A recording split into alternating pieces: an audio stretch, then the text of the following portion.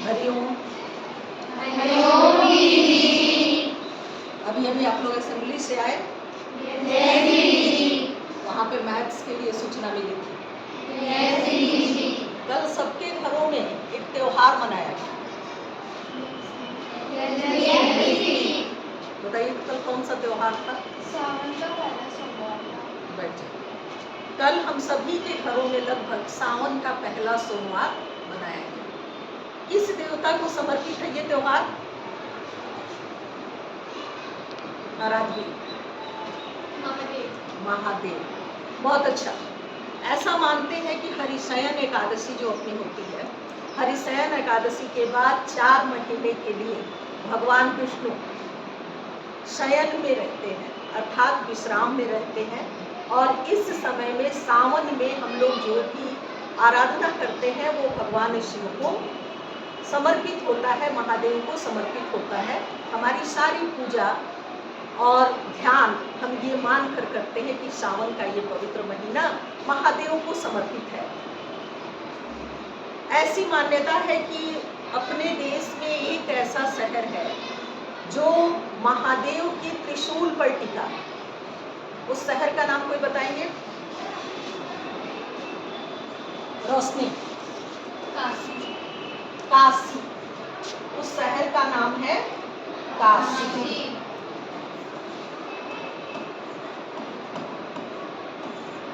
काशी।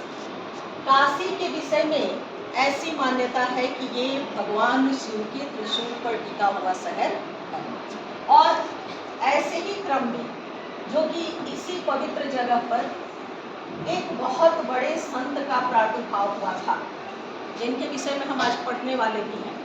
उनका नाम कोई बताएंगे? चलिए आप। संत कबीरदास। बहुत अच्छा। आज हम लोग संत कबीरदास के विषय में पढ़ने वाले हैं। और हिंदी साहित्य की यदि बात की जाए तो जिस समय भारत में समाज में बहुत सारी कुरीतियां भी व्याप्त थी क्योंकि बाहर के आक्रांताओं का शासन चल रहा था, वैसे समय में एक ऐसे संत का प्रादुर्भाव इस काशी ने देखा जिसने कि समाज की बुराइयों पर, समाज के आडंबर का विरोध किया। भक्ति काल के कवि थे। अपने भक्ति काल को, हिंदी साहित्य के भक्ति काल को 2 भागों में बांटा गया है। कोई बताए 2 भाग क्या है? दीदी जी, भक्ति काल को जिन 2 भागों में बांटा गया है वो है सगुण भक्ति और निर्गुण भक्ति। बहुत अच्छा। सगुण भक्ति और निर्गुण भक्ति। सगुण भक्ति यानी कि ईश्वर के साकार रूप की पूजा, और निर्गुण भक्ति यानी कि ईश्वर के निराकार रूप की पूजा। कबीरदास जो थे वो निर्गुण ब्रह्म के उपासक थे। कबीर की भक्ति जो थी वो निर्गुण भक्ति थी और किसी बहुत बड़ी डिग्री की इनको आवश्यकता नहीं थी और कहीं रह के इन्होंने किसी विश्वविद्यालय से पढ़ाई भी नहीं की। सौभाग्य की बात कि काशी जहाँ इनका जन्म माना जाता है, इनके जन्म के समय बहुत सारी किंवदंतियां भी हैं, लेकिन जो ये माना जाता है कि पूरे जीवन ये काशी में रहे। सौभाग्य से उस शहर को 3 विश्वविद्यालय प्राप्त हैं। BHU बहुत ही प्रसिद्ध विश्वविद्यालय है, बनारस हिंदू विश्वविद्यालय, महात्मा गांधी काशी विद्यापीठ और संपूर्णानंद, 3 विश्वविद्यालय वहाँ हैं। शिक्षा का केंद्र माना जाता है, लेकिन इनकी जो पढ़ाई हुई वो कोई डिग्री वाली पढ़ाई नहीं थी। दीर्घायु रहे, लेकिन समाज के आडंबरों का विरोध इन्होंने किया और एक समाज सुधारक संत के रूप में इनका पूरा जीवन चला। और उसी से आपकी कक्षा में कुछ दोहे हम लोगों को पढ़ने हैं। कबीर के जीवन के बारे में थोड़ा सा जानेंगे कि ऐसी किंवदंती है कि विधवा ब्राह्मणी के गर्भ से इनका जन्म हुआ और लोक लाज की खातिर माता ने इनका त्याग किया और नीरू और नीमा नामक दुलाहे दंपति ने उठा करके इनका पालन पोषण किया।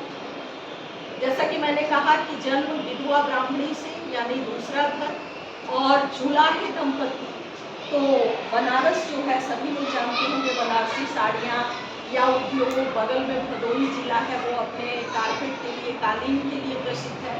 तो बुनकर की बहुत अच्छी वहाँ स्थिति उस समय हुआ करती थी और उनकी बुनकर परिवार में, जो कि इस्लाम धर्म को मानने वाले लोग थे, नीरू और नीमा नामक जुलाहे दंपति ने कबीर का पालन पोषण किया। ऐसी यूपी में आज की धारणा है कि जो लोग मगहर में मरते हैं उनको मोक्ष की प्राप्ति नहीं होती। कबीरदास ने इस मिथक को तोड़ने के लिए अंत समय में अपने जीवन को मगहर में समर्पित, क्योंकि उनका ऐसा कहना था कि व्यक्ति यदि केवल स्थान पे रहने के कारण मोक्ष को प्राप्त करता है तो फिर उसमें उसके कर्म का कहीं कोई महत्व नहीं है। और ऐसा कहा जाता है, उत्तर प्रदेश के अपने लोक भाषा में लोग कहते हैं कि सब दिन रहे काशी, मरे थे मगहर के वासी। उन्होंने उस मिथक को तोड़ने के लिए मगहर चले गए और ऐसा माना जाता है, किंवदंती मैं बार बार कह रही हूँ कि ऐसा कहीं किसी किताब में नहीं, धारणा है कि जिस समय उनकी मृत्यु हुई दोनों धर्म में कहीं ना कहीं जो विरोधाभास हुआ, बाद में शायद उनकी सैया पर पूरा फूल मिला जिसको दोनों लोगों ने आधा आधा ले लिया। तो ये एक समाज सुधारक के कुछ दोहों को हम आज पढ़ेंगे, जिसमें पहला दोहा जो है उसको मैं बोलूंगी और आप मेरे साथ दोहराएंगे। सांच बराबर तप नहीं, सांच बराबर तप नहीं, झूठ बराबर पाप, झूठ बराबर पाप, सांच बराबर तप नहीं, सांच बराबर तप नहीं, झूठ बराबर पाप, झूठ बराबर पाप, जाके हृदय सांच है, जाके हृदय सांच है, ताके हृदय आप कबीरा, ताके हृदय आप, ताके हृदय आप कबीरा,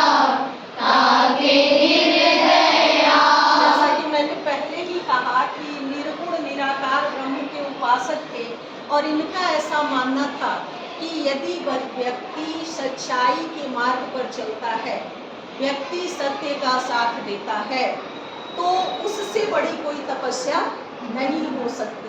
निर्गुण ब्रह्म की जब आप क्लास 9th में जाएंगे तो वहाँ भी आपको मिलेगा इनका जो पढ़ने को, उसमें है मोको कहाँ ढूंढे बंदे मैं तो तेरे पास। यानी ईश्वर कहते हैं कि मुझे कहीं ढूंढने की आवश्यकता नहीं है, आप सच्चे हृदय से यदि मुझे ढूंढते हैं तो मैं आपके हृदय में ही मिलूंगा।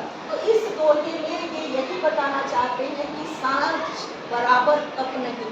यदि आप सच्चाई के मार्ग पर चलते हैं, यदि आप सत्य का भाव रखते हैं, यदि आपका मन सच्चा है, तो फिर आपको किसी और तपस्या की आवश्यकता नहीं। यदि आप सच्चाई के मार्ग पर चलते हैं तो आपको और किसी तपस्या की आवश्यकता नहीं है। पाप क्या कहा है इन्होंने? पाप क्या है अनुराधा? के बराबर कोई पाप नहीं। बहुत अच्छा, झूठ के बराबर कोई पाप नहीं है।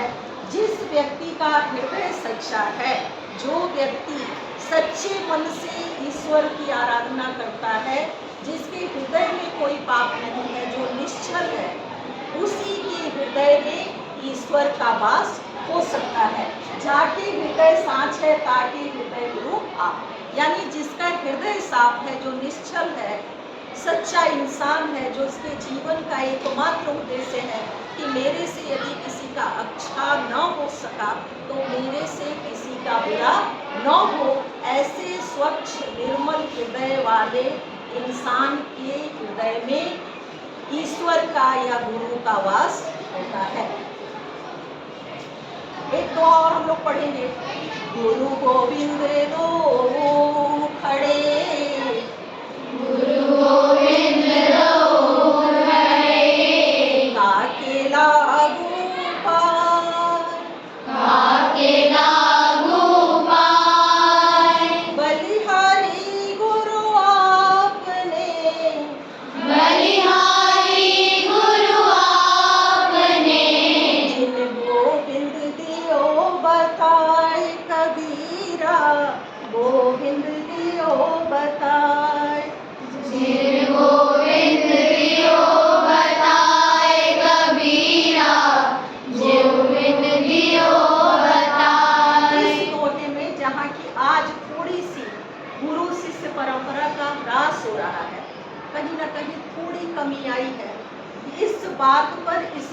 में बहुत अधिक बल दिया गया है कि यदि एक समय में ईश्वर साथ हो और गुरु साथ हो तो हमें सबसे पहले किसका सम्मान करना है?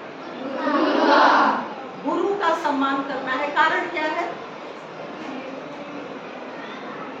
चलिए बताइए। दीदी जी, पहले इसलिए गुरु का सम्मान करना चाहिए क्योंकि गुरु ने ही हमें ईश्वर के बारे में बताया है। बहुत अच्छा। यहाँ गुरु शिष्य परंपरा को जीवंत करते हुए उस देश में जहाँ की अरुणी जैसे लोग रहे हैं, एकलव्य जैसे लोग रहे हैं, गुरु शिष्य परंपरा की समृद्ध खाती है अपना देश। एकलव्य ने कभी भी द्रोणाचार्य से ये नहीं कहा कि आपने मुझे शिक्षा नहीं दिया, मेरे साथ अन्याय हो। लेकिन आज जितना अधिक द्रोणाचार्य सम्मानित हैं, शायद उससे अधिक एकलव्य सम्मानित है। अपनी प्रतिभा के बल पर उन्होंने ये सिद्ध कर दिया कि गुरु का कहीं भी शिष्य के जीवन में इतना ही योगदान होता है कि वो मार्गदर्शक होता है। गुरु मार्ग बताने का कार्य करता है, लेकिन मार्ग पर चलना काम शिष्य का ही है। और इसलिए ये शिष्य और गुरु की परंपरा में कबीरदास ने उसी समय कहा कि यदि दोनों साथ खड़े हो तो गुरु का सम्मान पहले करना चाहिए, क्योंकि ईश्वर के पास जाना, ईश्वर के पास जाना अर्थात ईश्वर के पास जाने का अर्थ ये है किसी मंदिर में जाना नहीं। ईश्वर के पास जाने का अर्थ है ज्ञान के पास जाना, और इस ज्ञान को अंधकार से प्रकाश की ओर ले जाने का काम गुरु करता है। और जब हम प्रकाश की ओर जाएंगे, ज्ञान की ओर जाएंगे, तभी हमें ईश्वर की प्राप्ति होगी। और ये ईश्वर की प्राप्ति कराने वाला गुरु है, अंधकार से हमें प्रकाश की ओर ले जाने वाला गुरु है। इसलिए पहला सम्मान गुरु का बनता है। आज ये दो दोहा हम लोग पढ़ेंगे और इसी से संबंधित ये प्रश्न है।